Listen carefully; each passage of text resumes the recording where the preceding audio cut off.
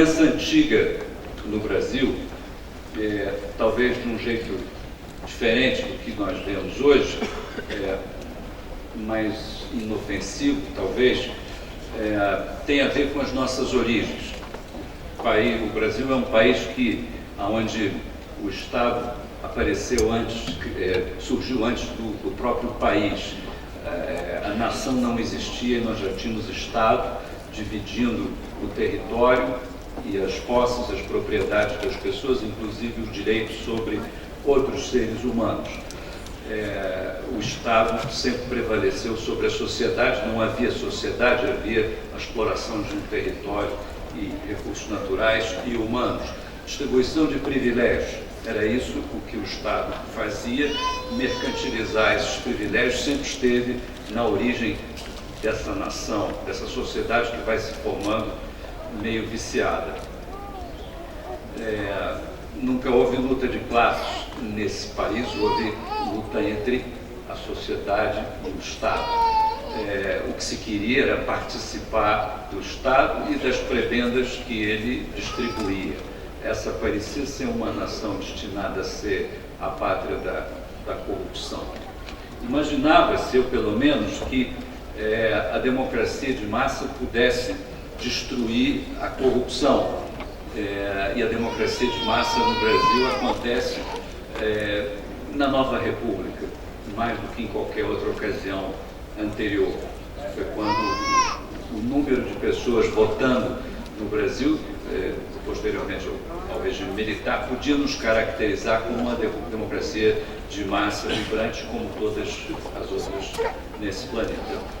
Mas o que se observa é uma surpresa. Em vez da democracia de massa destruir a sociedade do privilégio, parece que ela quer tornar o privilégio massificado e começa a multiplicar direitos e conquistas bem além da capacidade dessa terra produzir riqueza ou da riqueza existente. Era a época do tudo pelo social e nós vivemos a hiperinflação. Quando a democracia se estabelece no Brasil em 1985, meados daquele ano, a inflação estava em alguma coisa perto de 100% ao ano. Quando termina a Nova República, em março de 1990, a inflação estava em 84% ao mês. O que acontece durante esse primeiro período de governo democrático, depois de tantos anos de democracia de massa, é uma tragédia, tendo que ver muito com essas coisas do passado e o conflito entre essa herança maldita de patrimonialismo e multiplicação de privilégios com o desejo de criar-se uma economia moderna, uma economia de mercado moderna e vibrante. Eu lembro bem dessa campanha de 89, a campanha presidencial deste ano. Eu era assessor econômico de um dos candidatos do PSDB, Mário Covas. Ele, um homem de esquerda, de credenciais indisputáveis nesse campo ideológico, e ele ficou famoso um desabafo que ele fez no meio da campanha, durante um discurso no Senado, que ele disse assim: o Brasil precisa de um choque de capitalismo. A carga emocional envolvida nesse desabafo não se pode recuperar, porque é um homem de esquerda que lutou pela democracia contra o regime militar e depois de tantos anos ali, prestes a chegar o momento da primeira eleição direta, a inflação brasileira estava em 30% ao mês, no momento que ele deu essa declaração. Obviamente tínhamos fracassado na instalação da democracia do Brasil, e esta eleição, no segundo turno, que ocorreu em dezembro, foi exatamente o mês de dezembro em que o Brasil experimentou a hiperinflação. Foi o primeiro mês na nossa história em que a inflação mensal ultrapassou 50% ao mês. Foi 51,25% em dezembro pelo IPCA. Como é possível imaginar uma democracia onde no segundo turno da eleição presidencial nós temos 51% ao mês de inflação? É o caos. Alguma coisa nós temos muito errado na construção institucional da democracia e do país para chegarmos a esse ponto. Tem a ver, talvez, com a nossa herança. genética ruim, patrimonialista.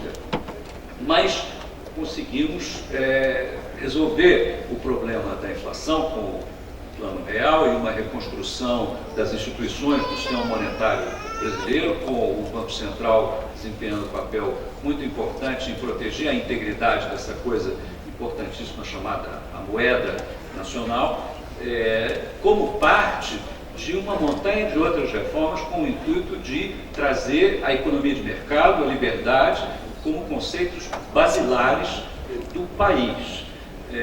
Acho que nós fracassamos, ou pelo menos a tarefa foi pela metade. Alguns anos adiante, e aí já estamos quase na atualidade, no início da era lulopetista, chega ao Brasil um produto importado que encontra certa familiaridade. É o que em inglês se chama o crony capitalism, capitalismo de cromos. Crony não tem uma tradução em português muito clara, é uma palavra, uma gíria inglesa do século XVIII, algo assim, para designar comparsas, amigos, irmãos no crime. E o capitalismo de cromos é o que o nome diz. É um capitalismo de quadrilhas, é um sistema degenerado que parece ter vicejado, especialmente nos países que foram socialistas, deixaram de ser pelo fracasso dessa forma de organizar a economia e, a partir da selvageria que daí emerge, inclusive com essas raízes apodrecidas, produz essa coisa degenerada que não é bem capitalismo, é uma outra coisa mais violenta, mais selvagem, viciosa, que no fundo é muito mais rent-seeking do que propriamente profit-seeking.